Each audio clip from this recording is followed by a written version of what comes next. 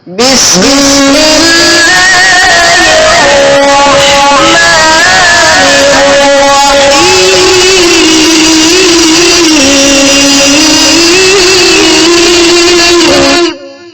عليكم ورحمة الله وبركاته. الحمد لله والصلاة والسلام على رسول الله محمد بن عبد الله صلى الله عليه وسلم وعلى آله وصحبه أجمعين. أما بعد، فقد قال الله تعالى في كلامه القديم الفرقان الحميد: أعوذ بالله من الشيطان الرجيم. بسم الله الرحمن الرحيم. ونادى أصحاب الأعراف رجالا يعرفونهم بسيماهم قالوا ما أغنى عنكم جمعكم وما كنتم تستكبرون. صدق الله مولانا العظيم. அளவற்ற அருளாளன் நிகரில்லா அன்புடையோன் எல்லாம் உள்ள அல்லாஹுவை புகழ்ந்தவனாக, உயிரினும் மேலான கண்மணி முஹம்மது ரசூலுல்லாஹி ஸல்லல்லாஹு அலைஹி வஸல்லம் அவர்கள் மீதும், அவர்களின் பரிசுத்த தோழர்கள், குடும்பத்தார்கள், உம்மத்தார்கள், இங்கே சங்கமித்திருக்கிற நம் அனைவர்கள் மீதும் அல்லாஹுவின் அன்பும் அருளும் வந்து சேரட்டுமாக. எல்லாம் வல்ல ரப்புல் ஆலமீன் புனிதம் நிறைந்த ரமலானுடைய பாக்கியமான நாட்களை அவனது மேலான அருளையும் அன்பையும் ரஹ்மத்தையும் மஃபிரத்தையும் பெறக்கூடிய நல்ல நசீபை அல்லாஹ் நமக்கெல்லாம் தந்தருள்வானாக. நிறைவாக அல்லாஹ்வுக்கு பொருத்தமாக அமல் செய்கிற பாக்கியத்தை அல்லாஹ் நமக்கு தருவானாக. ரமலானுடைய காலங்களில் நம்முடைய பகல் இரவு வணக்கங்களை அல்லாஹ் கபூல் செய்வானாக. ஃபர்லான வாஜிபான சுன்னத்தான வணக்கங்களை அல்லாஹ் கபூல் செய்வானாக. நம்முடைய திக்ருகள், இஸ்திக்ஃபார்கள், துஆக்கள், திலாவத்துகளை அல்லாஹ் ஏற்றுக்கொள்வானாக. அவனுக்கு பொருத்தமான ரிலா என்ற உயர்ந்த பாக்கியத்தையும் சொர்க்கத்தையும் அல்லாஹ் நமக்கும் நம் குடும்பத்தார்களுக்கும் அல்லாஹ் நசீபாக்குவானாக. இன்றைய தினம் ஓதிய கேட்ட அனைத்து இறைவசனங்களையும் அல்லாஹ் கபூல் செய்வானாக. குர்ஆனுடைய வாழ்க்கையும் குர்ஆனுடைய ஷஃபாஅத்தையும் அல்லாஹ் நமக்கு தருவானாக. கண்ணியமிக்க முஃமினீன்களே, இன்று ஓதப்பட்ட சூரத்துல் அஅராஃப். அஅராஃப் என்றால் சிகரவாசிகள் என்று அர்த்தம். சொர்க்கத்திலும் இல்லாமல் நரகத்திலும் இல்லாமல் இரண்டிற்கும் மத்தியில் இருக்கிற ஒரு பிரம்மாண்டமான சுவர், அந்த நடுவிலே இருக்கிற ஒரு கூட்டம், அவர்களுக்கு பெயர் அஅராஃப் வாசிகள் என்று குர்ஆன் குறிப்பிடுகிறது. அல்லாஹ் தஆலா நடுவிலே மத்தியிலே இருக்கிற அந்த சில பேர்கள், அவர்கள் சொர்க்கத்திற்கும் போக முடியாமல் நரகத்திற்கும் போக முடியாமல், அவர்கள் நரகத்தையும் பார்க்கிறார்கள், சொர்க்கத்தையும் பார்க்கிறார்கள். இப்படி ஒரு கூட்டம் இருக்கும் என்பதை குர்ஆன் குறிப்பிடுகிறது. அல்லாஹ் தஆலா அந்த அஅராஃப் வாசிகள், ரெண்டு சொர்க்கத்துக்கும் நரகத்திற்கும் மத்தியில இருக்க அந்த கூட்டம் நரகவாசிகளை பார்த்து சில பேச்சுவார்த்தை நடத்துவதாக குர்ஆன் சொல்லுது. என்ன பேசுவாங்க? வனாதா அஸ்ஹாபுல் அஅராஃபி ரிஜாலன் யஅரிஃபூனஹும் பிஸீமாஹும். அந்த சிகரவாசிகள் நரகத்தில் இருக்கிற சில பேர்களை அடையாளம் கண்டு கொண்டு அவர்களை அழைப்பார்கள். அழைத்து அவர்களிடத்திலே நரகவாசிகளை பார்த்து சொல்லுவார்களாம்: மா அக்னா அன்கும் ஜம்உக்கும் வமா குன்தும் தஸ்தக்பிரூன். எந்த பணங்காசுகளை நீங்கள் செலவழிக்காமல், அல்லாஹ்வுடைய பாதையில் கொடுக்காமல், கொடுக்க வேண்டிய கடமைகளை நிறைவேற்றாமல், கஞ்சத்தனம் செய்து எந்த பணங்காசுகளை நீங்கள் சேர்த்து வைத்தீர்களோ அது உங்களுக்கு இந்த எந்த பயனையும் இன்றைக்கு தரவில்லை என்று அவர்கள் சொல்லுவார்கள். அந்த அஅராஃப் வாசிகள் நரகவாசிகளை பார்த்து சொல்ற வார்த்தை, எந்த பணங்காசுகள் நீங்க சேர்த்து இந்த துன்யாவில் நீங்க வைக்கிறீங்களோ அந்த பணங்காசுகள் இன்னைக்கு உங்களுக்கு எந்த பிரயோஜனமும் இல்லாம போச்சு, உங்களை காப்பாற்ற முடியாம போச்சு என்று அவர்கள் வருத்தப்படுகிற ஒரு வார்த்தையை சிகரவாசிகள் நரகவாசிகளை பார்த்து சொல்வதாக அல்லாஹ் தஆலா குர்ஆனிலே குறிப்பிடுகிறார். கண்ணியமிக்க மேலான பெருமக்களே, குர்ஆன்ல பல இடங்கள்ல அல்லாஹ் சொல்ற முக்கியமான ஒரு செய்தி என்னன்னா, மரண நேரம் நெருங்குகிற நேரத்தில் மனிதன் என்னிடத்தில் கேட்கிற ஒரே ஒரு கோரிக்கை, ரப்பிர்ஜிஊன், யா அல்லாஹ் எனக்கு கொஞ்சம் அவகாசம் தந்து என்னை மீண்டும் துன்யாவுக்கு கொஞ்சம் வாழவை என்று அவன் கேட்கிறான். மௌத் நெருங்குற நேரத்துல அல்லாஹ் சொல்ற வார்த்தை ரப்பிர்ஜிஊன், எனக்கு இனி ஒரு வாய்ப்பு தா, சில காலம் தா, சில நிமிடங்கள் தா என்று துன்யாவை மீண்டும் கேட்கிறார். கடந்து போன காலத்தை திரும்ப அல்லாஹ்விடத்தில் கேட்கிறார். இன்னொரு ஆயத்தில் அல்லாஹ் சொல்லுவான், எதற்காக கேட்கிறான்? லஅல்லி அமலு சாலிஹன், நான் ஒரு நல்ல அமல் செய்யணும் அப்படின்னு அல்லாஹ்ட்ட சொல்லுவான். அது என்ன நல்ல அமல் என்பதையும் குர்ஆன்ல இன்னொரு ஆயத்தில் அல்லாஹ் குறிப்பிடுகிற பொழுது, நான் விட்டுட்டு வந்த சொத்துக்களை நான் சதகா செஞ்சுட்டு வந்தேன்னு சொல்லுவான். நான் பணங்காசுகளை சேர்த்து வச்சு கஞ்சித்தனம் செய்து கொடுக்க வேண்டிய விஷயங்களுக்கு கொடுக்காமல், அல்லாஹுடைய பாதையில கொடுக்காம, ஜக்காத் சதகா போன்ற விஷயங்களை கொடுக்காம, பொருளாதாரத்துக்கு இருக்கிற கடமைகளை எல்லாம் செலுத்தாம அப்படியே சேர்த்து வச்சுட்டேன். அது அப்படியே துன்யால இருக்குது. ஒரு வாய்ப்பு தான், நான் அந்த பணங்காசுகளை கொண்டு போய் சாலிஹின் உரிய சதக்காவை கொடுத்துட்டு வந்துறேன், உரிய ஜக்காத்தை கொடுத்துட்டு வந்துறேன் என்று அல்லாஹ்விடத்தில் கேட்பதாக அல்லாஹ் குர்ஆனில் இன்னொரு ஆயத்தில் அல்லாஹ் குறிப்பிடுகிறான். கண்ணியமிக்க மேலான பெருமக்களே, எனவே பொருளாதாரம் என்பது அல்லாஹு தஆலா தேவைக்கு தந்திருக்கிறான். அதற்கு சில கடமைகள் இருக்கிறது. அந்தந்த கடமைகளை உரிய காலத்தில் அது நிறைவேற்றப்பட வேண்டும். நிறைவேற்றாமல் கஞ்சத்தனமாக சேர்த்து வைக்கப்படுகிற பொருளாதாரம் என்பது, அதற்கு அபூபக்கர் சித்தீக் ரலியல்லாஹு அன்ஹு சொல்லுவார்கள், அது மிகப்பெரிய அழிவிற்குரிய பொருளாக மாறிவிடும் என்பதை சித்தீக் ரலியல்லாஹு சொல்லுவார்கள். அல்லாஹ்வுக்கு பிடிக்காத குணங்களில் ஒரு குணம் இந்த கஞ்சத்தனம். அல்லாஹ்ட்ட சகாவத்து உண்டு, அல்லாஹ்ட்ட கொடைத்தன்மை உண்டு, அல்லாஹ்ட்ட கஞ்சத்தனம் கிடையாது. நபிகள் நாயகம் ஸல்லல்லாஹு அலைஹி வஸல்லம் சொல்லுவார்கள், அல் பகீலு பஈதும் மினல்லாஹ், கஞ்சன் இருக்கிறான அவன் அல்லாஹ்ட்ட விட்டு ரொம்ப தூரம் ஆயிடுவான். பஈதும் மினல் ஜன்னா, சொர்க்கத்தை விட்டு ரொம்ப தூரம் ஆயிடுவான். பஈதும் மினன் நாஸ், மக்களை விட்டுமே ரொம்ப தூரம் ஆயிடுவான் நபிகள் நாயகம் ஸல்லல்லாஹு அலைஹி வஸல்லம். பல நேரங்கள்ல வசதி இருக்குது இல்ல, எவ்வளவு தூரத்திற்கு அல்லாஹ் தந்திருக்கிறானோ, நமக்கு தந்த அளவிலாவது அல்லாஹ் கொடுக்க சொல்லி குர்ஆன்ல அல்லாஹ் சொல்றான். ஒமன் குதிர அலைஹி ரிஸ்குஹு, குர்ஆன்ல சூரா தலாக் என்று நினைக்கிறேன், அல்லாஹ் சொல்லுவான், லியுன்ஃபிக் து ஸஅத்தின் மின் ஸஅத்தி, வசதி உள்ளவர்கள் வசதியாக செலவு செய்யட்டும். ஒமன் குதிர அலைஹி ரிஸ்குஹு, வசதி இல்லாதவர்கள் கையை சுருக்கிற வேண்டாம். ஃபல்யுன்ஃபிக் மிம்மா ஆதாஹுல்லாஹ், அல்லாஹ் அவருக்கு எவ்வளவு கொடுத்திருக்கிறானோ அதற்குள்ள செலவு செய்யுங்கிறான் அல்லாஹ். சயஜஅலுல்லாஹு பஅத உஸ்ரி யுஸ்ரா, நீங்க அப்படி செஞ்சா உங்க கஷ்டத்துல இருந்து அல்லாஹ் உங்களுக்கு வசதியை தருவாங்கிறான் அல்லாஹ். குர்ஆன்ல பல இடங்கள்ல கஞ்சத்தனத்தை விட்டும் அல்லாஹ் தஆலா இந்த உம்மத்துக்கு பாதுகாப்பு தேட சொல்ற, அதே நேரத்துல விசாலமாக செலவு செய்ய சொல்கிறான். முஹம்மது ரசூலுல்லாஹி ஸல்லல்லாஹு அலைஹி வஸல்லம் ஹஜ்ரத் அஸ்மா ரலியல்லாஹு அன்ஹாவை பார்த்து சொல்லுவாங்க, அஸ்மா லா துஹ்ஸீஹி லா துஹ்ஸீஹி, நல்ல காரியங்கள்ல செலவு செய்யறதுல நீ கணக்கு பார்க்காத, கஞ்சத்தனம் செய்யாத. ஃபஇன்னல்லாஹ யுஹ்ஸீக, நீ அப்படி செய்தால் அல்லாஹ்வும் உனக்கு கணக்கு பார்த்து தான் கொடுப்பான் என்று நபிகள் நாயகம் ஸல்லல்லாஹு அலைஹி வஸல்லம் சொன்னாங்க. எனவே கண்ணியமிக்க மேலான பெருமக்களே, 8 விஷயங்களை விட்டு பாதுகாப்பு தேடின ஸல்லல்லாஹு அலைஹி வஸல்லம், கஞ்சத்தனம் ஒரு மூமினுடைய வாழ்க்கையில வந்துடவே கூடாதுன்னாங்க ஸல்லல்லாஹு அலைஹி வஸல்லம்.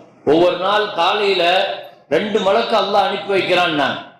2 மலக்கு, ஒரு மலக்கு இப்படி துஆ செய்கிறார், அல்லாஹும்ம அதி முன்ஃபிகன் ஹலஃபா, யா அல்லாஹ் விசாலமாக செலவு செய்கிற இவர் வாழ்க்கையில நீ பரக்கத்தை கொடு என்று ஒருவர் துஆ செய்கிறார். இன்னொரு மலக்கு, அல்லாஹும்ம அதி மும்சிகன் தலஃபா, யா அல்லாஹ் கஞ்சத்தனம் செய்கிற இவனுடைய வாழ்க்கையில் இவன் பொருளாதாரத்திற்கு அழிவை கொடு என்று ஒரு மலக்கு துஆ செய்ததாக நபிகள் நாயகம் ஸல்லல்லாஹு அலைஹி வஸல்லம் சொன்னார்கள்.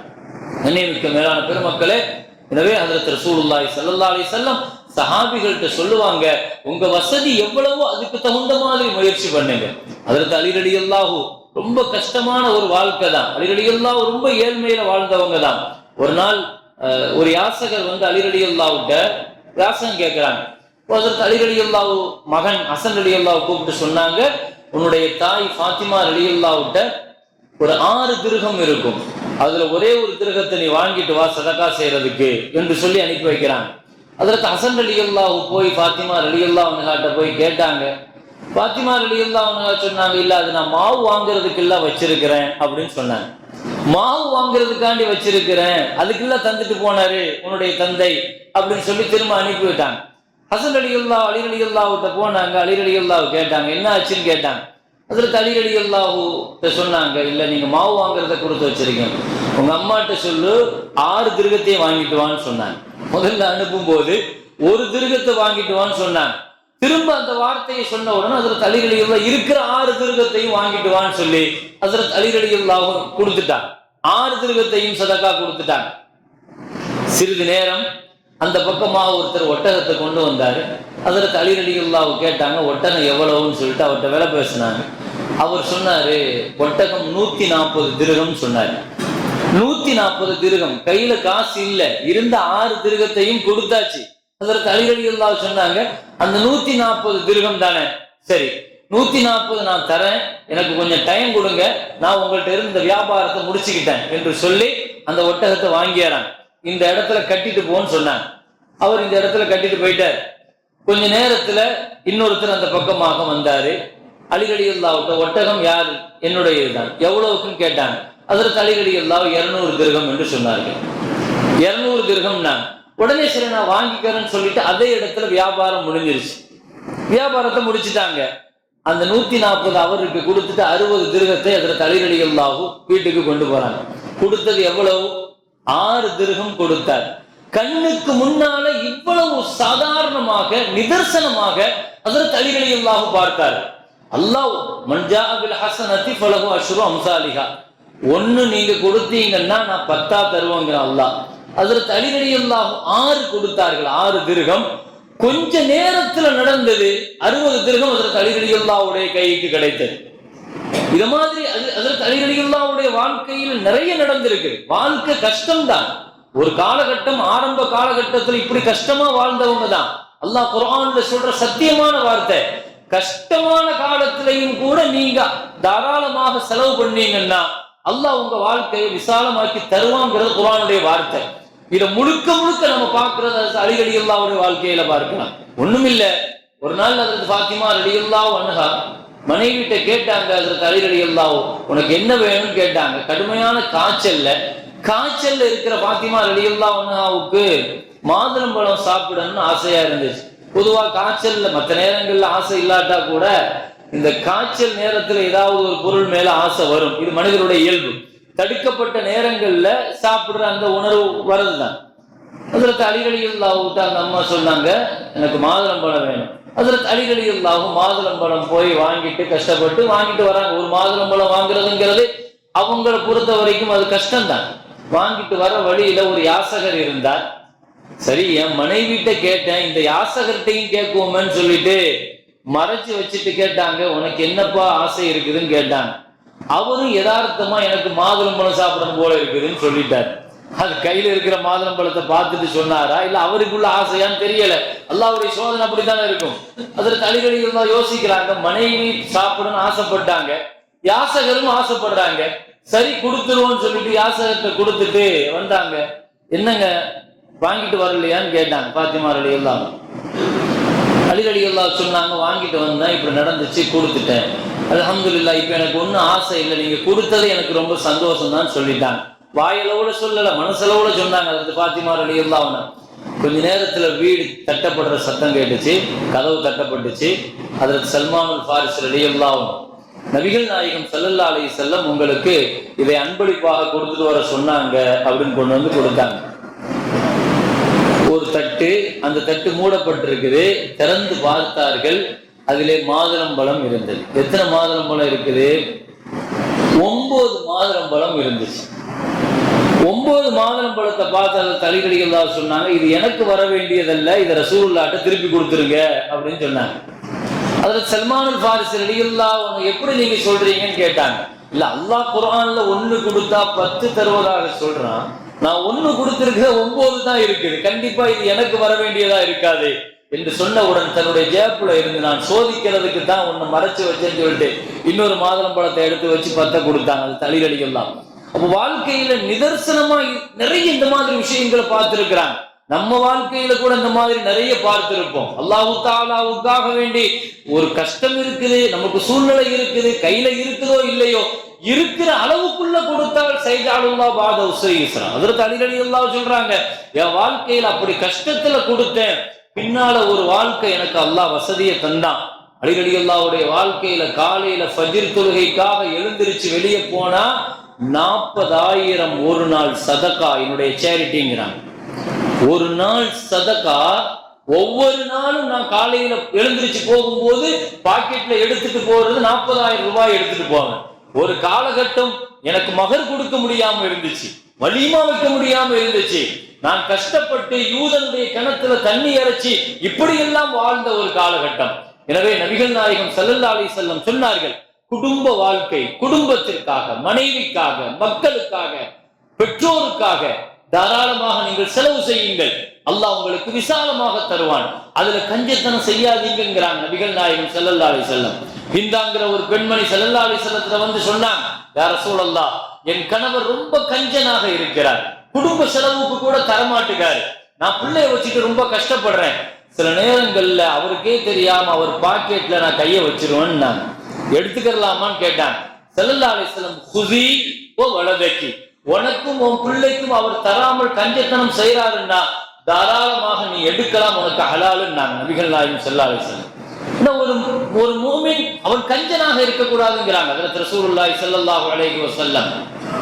ஒரு பெண்மணி ஃபாத்திமா பின்த் அஸ்துங்கிற பெண்மணி ரசூலுல்லாஹ்ட்ட வந்து சொன்னாங்க, யா ரசூலல்லாஹ், எனக்கு 2 பேர் பெண் கேட்கிறாங்க, 2 சஹாபி, முஆவியான் ஒரு சஹாபி, இன்னொரு சஹாபி, 2 பேரை சொன்னாங்க, அபூஜஹல். ஸல்லல்லாஹு அலைஹி வஸல்லம் சொன்னாங்க, 2 பேருமே உனக்கு வேண்டாம்னா. 2 பேர்கிட்டையுமே ஒரு குணம் இருக்குது. அபூஜஹல் இருக்கிறாரு, ரொம்ப கோபக்காரர், அவர் அடிப்பாரு, கை நீட்டுவார், ஆனா அவர் வேண்டாம் உனக்கு. முஆவியான் ஒருத்தர், இவர் கஞ்சன், ஒரு கஞ்சன் உனக்கு சரிவர மாட்டார், கஞ்ச குணம் இருக்குது இவர்கிட்ட. நபிகள் நாயகம் ஸல்லல்லாஹு அலைஹி வஸல்லம், கஞ்சத்தனம் இருக்கிற ஒருவரை ஒரு பெண்ணுக்கு நீங்க நிக்காஹ் செய்ய வேண்டாம்ங்கிற நபி ஸல்லல்லாஹு அலைஹி வஸல்லம் என்ன செய்யறாங்க, என்ன கஞ்சன் அது அல்லாஹ்வுக்கு பிடிக்காது. எனவே கண்ணியமிக்க மேலான பெருமக்களே, அல்லாஹ் தஆலா விசாலமாக செலவு செய்ய சொல்றான். பொருளாதாரம் அல்லாஹ் தந்திருக்கிற வசதிக்கு தகுந்த மாதிரி, வசதி தந்தா விசாலமா செலவு பண்ணுங்க, ரொம்ப குறைச்சுதான் அல்லாஹ் தந்திருக்கான்னா அதை கையை சுரிக்காதீங்க. நல்ல காரியங்களில் தேவையானவர்களுக்கு தேவையான இடத்துல தாராளமாக செலவு பண்ணுங்க. சயஜஅலுல்லாஹு பஅத உஸ்ரி யுஸ்ரா. நிறைவாக ஒரு வார்த்தையை சொல்லி முடிக்கிறேன். ஹஜ்ரத் அபூபக்கர் ரலியல்லாஹு சொல்லுவார்கள், யார் தேவையான இடத்துல செலவு பண்ணாம பொருளாதாரத்தை இப்படி சேமிச்சு வச்சு கஞ்சத்தனத்தால் சேமிக்கிறார்களோ அவர்களுடைய பொருளாதாரம் 6 ஆபத்துக்களை சந்திக்கும்ங்கிறாங்க. இது சொல்றது யாரு? அபூபக்கர் சித்திக் ரலியல்லாஹு சொன்னாங்க. அவருடைய பொருளாதாரம் 6 ஆபத்துக்கள். முதலாவது, இவர் சேர்த்து வச்சுட்டு போயிடுவாரு, இவருடைய வாரிசுகள் இந்த பொருளை தவறான வழியில செலவழிப்பாங்க. அபூபக்கர் சித்திக் ரலியல்லாஹு சொல்ற ஒவ்வொன்றையுமே அனுபவபூர்வமான வார்த்தை. பணங்காசுகளை ஹலால் ஹராம் என்று பார்க்காமல், அல்லது அந்த பொருளாதாரத்தில் நம்ம கொடுக்க வேண்டிய கடமைகளை ஹக்குகளை நிறைவேற்றாம இப்படி சேர்த்து வச்சுட்டு நாம போற இந்த சொத்து இருக்கிற ஒண்ணு, நமக்கு பின்னால உள்ள வாரிசுகள் இந்த பொருளை தவறான வழிக்கு கொண்டு போவாங்க. இரண்டாவது, அபூபக்கர் ரலியல்லாஹு சொன்னாங்க, பிற்காலத்துல இந்த பொருளாதாரம் அவருடைய நோய்க்கு கொடுக்க வேண்டியது இருக்குங்கிறாங்க, நோயினால இந்த பொருள் அழிஞ்சு போகுங்கிறாங்க. மூன்றாவது, அபூபக்கர் ரலியல்லாஹு சொல்றாங்க, லுல்மு, அது அநியாயமாக இந்த பொருள் ஏதோ ஒரு வகையில் இவரிடத்திலிருந்து தட்டி பறிக்கப்படுங்கிறாங்க. நான்காவதாக, இது இஸ்ராஃபாக வீண் விரயமாக போகுங்கிறாங்க. அஞ்சாவதாக, இது ஹராம், ஹராமான வழியில் அந்த காசுகள் செலவிடப்பட்டிருக்கிறாங்க. ஆறாவதாக, இந்த பொருளுக்கு ஒரு பெரிய அழிவு ஏற்பட்டு போகுங்கிறாங்க. அல்லாஹ் பாதுகாக்கட்டும். எனவே பொருளாதாரங்கிறது அல்லாஹ் தந்திருக்கிற நமக்கு பெரிய சொத்து.